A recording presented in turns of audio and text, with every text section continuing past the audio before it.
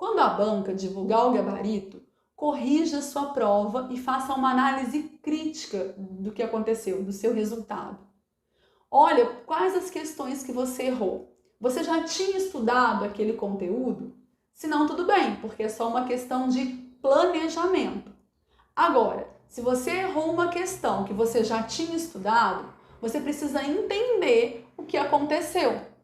Pode ser que você esteja usando um material que não abordou o assunto da forma cobrada pela banca do seu concurso. Pode ser que você não tenha conseguido reter todas as informações que você estudou. E aí você precisa verificar se você está fazendo as revisões necessárias. Você precisa ver se você praticou o suficiente, se você resolveu muitas questões. Além disso, você precisa avaliar como foi o seu desempenho em cada uma das disciplinas e fazer ajustes. Diminuir o tempo de estudo naquelas disciplinas em que você se saiu melhor, aumentar o tempo de estudo naquelas disciplinas em que você se saiu pior.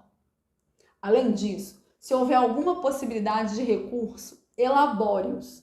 Eu te garanto que você nunca mais vai errar uma questão sobre a qual você elaborou recurso. É muito importante também avaliar como estava o seu psicológico, o seu emocional na véspera da prova, no dia da prova, na hora da prova. Tem pessoas que ficam muito nervosas, muito ansiosas, e aí elas têm dificuldade de se concentrar. Elas têm dificuldade de recuperar aquelas informações estudadas. E aí elas têm o famoso branco. Se esse é o seu caso, você precisa desenvolver estratégias para minimizar isso. E aí pode ser desde se fazer meditação, tentar fazer uma respiração mais profunda, se concentrar, relaxar alguns minutos antes da prova. Pode ser ainda fazer muitas provas, sai fazendo todas as provas que aparecerem, porque aí você vai acostumando com isso, você vai entendendo que é assim mesmo, e vai ficando automático para você. Pode ser procurar uma ajuda psicológica, para entender por que você fica tão nervoso, tão ansioso na hora de fazer prova. Tem pessoas, principalmente aquelas de mindset fixo, que encaram a prova como se fosse uma definição de quem elas são. Se eu vou bem na prova é porque eu sou inteligente, é porque eu sou capacitada. Se eu vou mal naquela prova é porque eu sou burra, porque eu não tenho jeito mesmo, eu não sou capaz de nada, eu sou um fiasco total. E aí você precisa entender de onde está vindo essa crença. Se você está sofrendo uma pressão muito grande da sua família, dos seus amigos para ser aprovado. É importante também que você analise como foi a prova. O tempo foi suficiente para você elaborar todas as questões, para você resolver todas as questões? Se não, você precisa gerenciar melhor esse tempo, você precisa otimizar mais esse tempo. Uma coisa também que eu aprendi durante as muitas provas que eu fiz foi nunca fazer as provas na ordem que aparecem as questões. Então, normalmente, o que eu fazia? Eu resolvia primeiro aquelas questões que eram mais trabalhosas, como as questões de interpretação de texto, questões de cálculo, de matemática financeira, economia, contabilidade, estatística. Eu resolvia essas questões bem no comecinho, enquanto eu ainda estava descansada. Porque imagina só você resolver uma questão enorme de interpretação de texto ou um cálculo mega complicado quando você já está há 3 horas fazendo prova. É difícil, né? Só que isso só vale se você está em uma prova que o tempo é suficiente para você resolver todas as questões. Se você estiver diante de uma prova no estilo da P1, aqui do concurso de fiscal, de fiscal aqui de São Paulo, que é uma prova que tem 100 questões, divididas em 9 disciplinas, português, inglês, raciocínio crítico, matemática financeira, estatística, atualidades,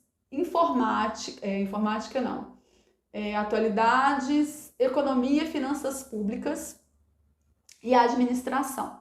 Então são 9 disciplinas, 100 questões, 4 horas de prova. Se você tirar aí 20 minutos para preencher o gabarito, você vai te sobrar em torno de 2 minutos para resolver cada questão. E esse tempo não é suficiente. Então, na P1, o que eu fiz? Eu comecei por português, porque embora tenha umas questões de interpretação de texto, que são questões mais trabalhosas, mais demoradas, eu sempre me saí muito bem nas provas de português. É uma matéria que eu gosto muito, que eu tenho uma boa base, que eu tenho facilidade de aprender.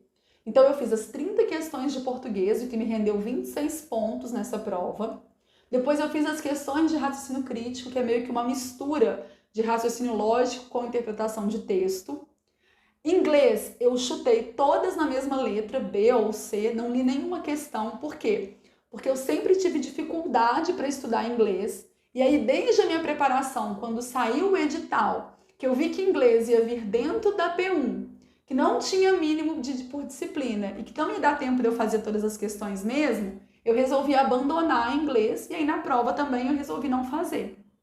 Depois disso, eu fiz as questões de atualidades, administração, finanças, as questões teóricas de economia e só então, no tempo restante, eu fui fazer as questões de cálculo. E eu comecei pelos cálculos mais fáceis, pelos cálculos mais simples.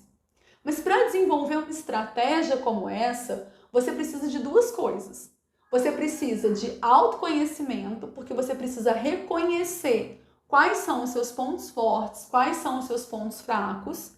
E você precisa ainda de experiência de prova, para saber que você está diante de uma prova que exige muito do seu controle emocional, que é uma prova que não dá para resolver na ordem que aparecem as questões, que você precisa priorizar aquelas questões que você consegue responder com mais rapidez.